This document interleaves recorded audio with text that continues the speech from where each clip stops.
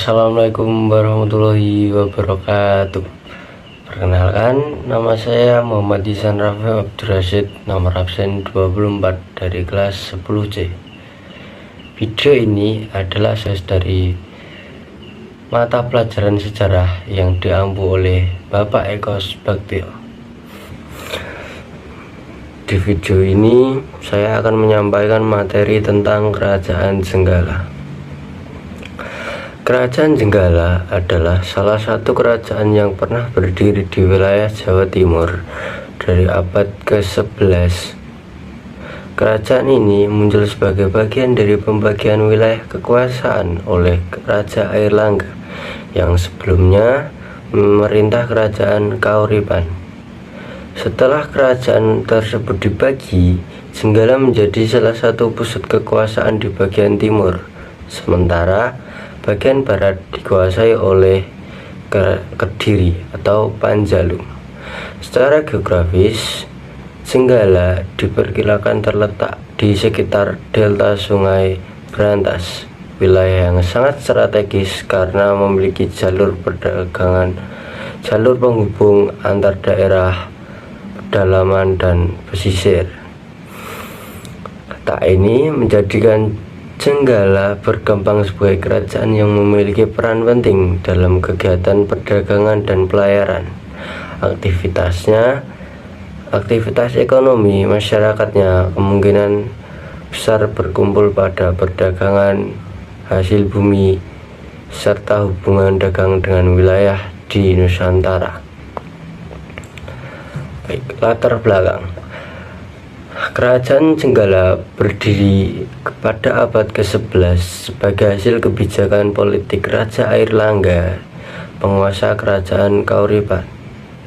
Menjelang akhir masa pemerintahannya, Airlangga menghadapi potensi konflik di antara para pewaris tahtanya. Untuk mencegah terjadinya perang saudara yang membagi wilayah kekuasaannya menjadi dua kerajaan, yaitu Jenggala dan Kediri. Pembagian ini bukan hanya keputusan keluarga, tetapi juga strategi politik untuk menjadikan kestabilitas wilayah. Jenggala diperkirakan berpusat di wilayah timur, khususnya di sekitar delta Sungai Brantas yang memiliki akses langsung ke jalur perdagangan lewat perdagangan laut. Letak ini menjadikan Jenggala memiliki potensi ekonomi yang besar sejak awal berdirinya. Namun, pembagian kerajaan ini juga membawa konsekuensi besar berupa munculnya rivalitas antar dua kerajaan saudara yang pada akhirnya mempengaruhi perjalanan sejarah keduanya. Lanjut ke masa kejayaan. Pada masa perkembangannya, Kerajaan Jenggala memanfaatkan pesisir geografisnya yang strategis untuk mengembangkan sektor perdagangan Sungai Brantas yang menjadi jalur utama transportasi yang menghubungkan perdagangan pedalaman dengan pesisir sehingga mempermudah distribusi barang dan interaksi ekonomi. Aktivitas perdagangan ini memungkinkan Kerajaan Jenggala menjalin hubungan dengan wilayah lain di Nusantara. Bahkan kemungkinan dengan perdagangan dari luar, kehidupan ekonomi masyarakat diduga cukup berkembang, terutama di sektor maritim dan perdagangan hasil bumi. Meski demikian, jika dianalisis secara kritis, informasi mengenai masa Kerajaan Jenggala masih sangat terbatas dibandingkan dengan kerajaan lain seperti Kediri. Minimnya sumber sejarah membuat para sejarawan sulit menemukan beberapa sumber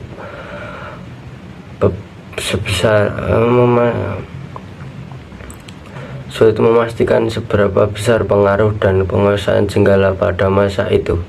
Hal ini membuka kemungkinan bahwa Jenggala lebih bersifat regional dan tidak terlalu dominan dalam skala yang luas. Fase kemunduran. Memasuki fase kemunduran, Jenggala menghadapi konflik yang berkepanjangan dengan Kediri. Persaingan antara kedua kerajaan ini memungkinkan dipicu oleh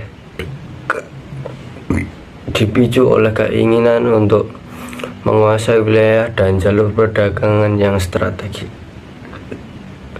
Dalam konflik tersebut, Kediri akhirnya berhasil unggul dan memperluas kekuasaannya pada masa pemerintahan Raja Jayabaya. Kediri mencapai puncak kejayaan sekaligus berhasil menyatukan kembali wilayah yang sebelumnya terpecah, termasuk Jenggala. Akibatnya, Jenggala kehilangan kedaulatan sebagai kerajaan mandiri. Namun, jika ditelaah lebih dalam, ada kemungkinan bahwa kemunduran Jenggala tidak terjadi secara tiba-tiba atau melalui kehancuran total, melainkan ia melalui proses integrasi ke dalam kekuasaan Kediri, bahwa interpretasi peran ahli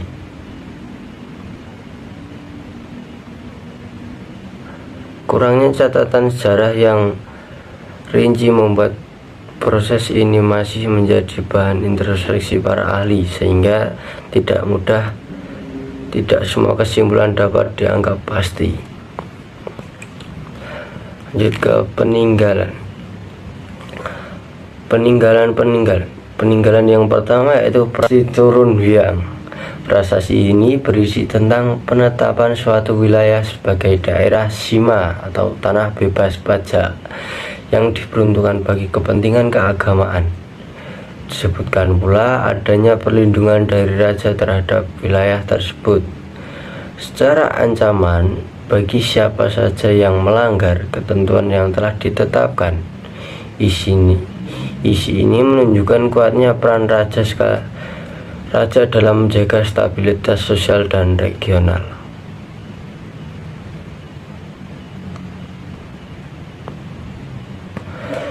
Lanjut, Prasasti Malingga. Prasasti Malingga berisi tentang pemberian anugerah raja kepada raja atau pejabat tertentu karena jasa mereka. Biasanya berkaitan dengan pembebasan pajak atau hak istimewa atas suatu wilayah. Isi prasasti ini juga mencerminkan sistem birokrasi dan penghargaan terhadap loyalitas di masyarakat. Prasasti Kambang Putih. Prasasti ini cukup penting karena menyebutkan aktivitas perdagangan dan pelabuhan. Prasasti Kembang Putih diyakini sebagai daerah pelabuhan, sehingga isi prasasti berkaitan dengan aktivitas ekonomi perdagangan serta pengaturan wilayah pelabuhan. Ini menunjukkan bahwa kerajaan memiliki hubungan dagang yang berkembang. Selanjutnya, Prasasti Banjaran. Prasasti Banjaran memiliki isi yang berkaitan tentang penetapan tanah sima serta aturan-aturan yang harus dipatuhi oleh masyarakat setempat. Prasasti ini juga memuat kutukan atau sanksi bagi pelanggar yang merupakan ciri khas prasasti-prasasti Jawa kuno. Selanjutnya, Prasasti Garaman. Prasasti Garaman berisi tentang pemberian hak istimewa terhadap suatu daerah yang kemungkinan berkaitan dengan produksi atau distribusi garam. Hal ini menunjukkan adanya pengelolaan sumber daya alam oleh kerajaan, serta pentingnya komoditas tertentu dalam perekonomian.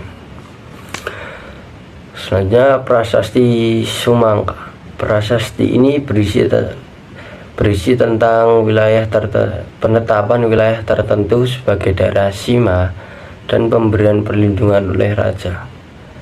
Selain itu, prasasti ini juga mencerminkan struktur pemerintahan lokal serta hubungan antara pusat kerajaan dengan daerah lain. Selanjutnya ada Candi Prada. Candi Prada adalah situs peninggalan kerajaan Jenggala yang terletak di Dusun Reno, Pecil, Sidoarjo. Konon dibangun oleh Empu Baradah untuk pemujaan Batara Ismaya atau Kartika. Candi ini sering dikaitkan dengan legenda pemahaman semburan lumpur di kawasan Porong, meskipun bangunannya diketahui telah dirusak oleh warga setempat pada tahun 1965. Baik, mungkin itu saja yang dapat saya sampaikan. Ada kurang lebihnya mohon maaf. Wassalamualaikum warahmatullahi wabarakatuh.